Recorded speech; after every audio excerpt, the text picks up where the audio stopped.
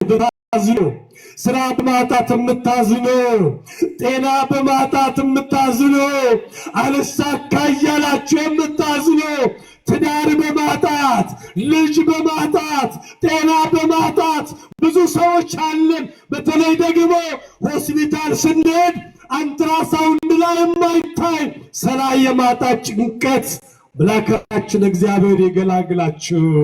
ሲያመስግኑ አተባካችሁ።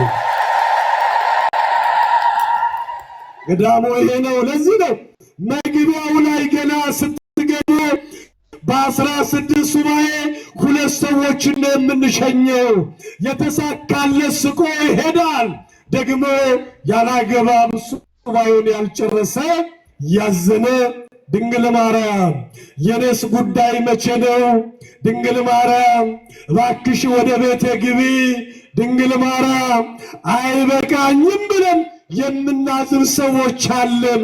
ድንግል ማርያም ምሕረት በምሕረት ዓይኗ ታያችሁ። አመስግኑን ልብላችሁ። ገዳሙ ይሄ ነው፣ የበረከት ስፍራ፣ የቃል ኪዳን ቦታ።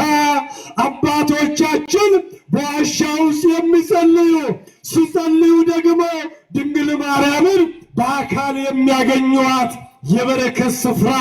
በተለይ ደግሞ በየቲክቶኩ ዛሬ የመጣችሁ በሚዲያ አይታችሁ የመጣችሁ እመኑ፣ እግዚአብሔር ሳይፈቅድ ይህን ገዳም መረገጥ አይቻልም። በማርያም ማን ስለፈቀደ መጣችሁ። አመስግኑት እልል ብላችሁ። አምላካችን እግዚአብሔር ስሙ የተመሰገነ ይሁን።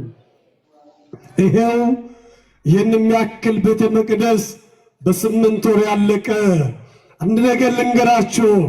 ከጥቅምት በኋላ የእመቤታችን የሰሚነሽ ኪዳነ ምሕረት ካቴድራል በሰሚነሽ ኪዳነ ምሕረት ፈቃድ በብፁዕ አባታችን ፈቃድ ቤተ መቅደሳችን ይጀምራል።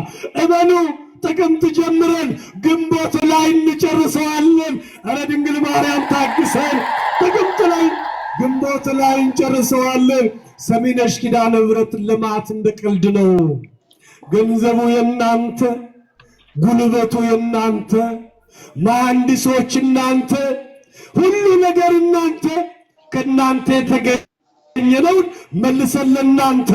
ሊቁ በውዳሴ ማርያም ሐሙስ ላይ እንደጻፈ ካንተ ያገኘነውን መልሰን ላንተ እንዳለ ከናንተ ያገኘነውን መልሰን አምላካችን እግዚአብሔር ቤቷን እንድንሰራ ድንጋይ እንድንሸከም አፈር እንድንሸከም በሞያ እንድናግዝ በገንዘባችን እንድንረዳ ኧረ አመስግኑ። ድንግል ማርያም ታግዘን። አምላካችን እግዚአብሔር ይፍቀድልን። ገዳሙ ይሄው 8 ወር ያለቀ። ከጀርባ ስናይ እመቤታችን ቆማ የጸለየችበት ጽዳለ ዋሻ ገብተናል። የአባቶቻችን ዋሻ እመቤታችን ቆማ የጸለየችበት ዋሻ ተቀድሰናል፣ ተባርከናል። የጎደለው ሞልቷል፣ ያዘንን ስቀናል፣ ራቅ ቀርቧል፣ ያየነው ተሳክቷል፣ ያየነው ተርኳል።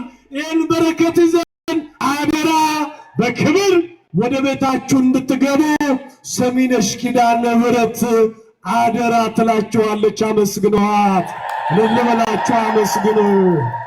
ገዳማችን ነው የዕድሜ ባለጸጋ 12 አይነት ጸበል ያለበት ገዳም። ሌላው ደግሞ ወደ ሾላው ስንሄድ ደግሞ ምዕራፈ ቅዱሳን ተብሎ የተሰየመ 300 አባቶቻችን የተሰወሩ። የሚገርመው ግሸን ሂዱ፣ ስውራን አባቶች አሉ። ላሊበላ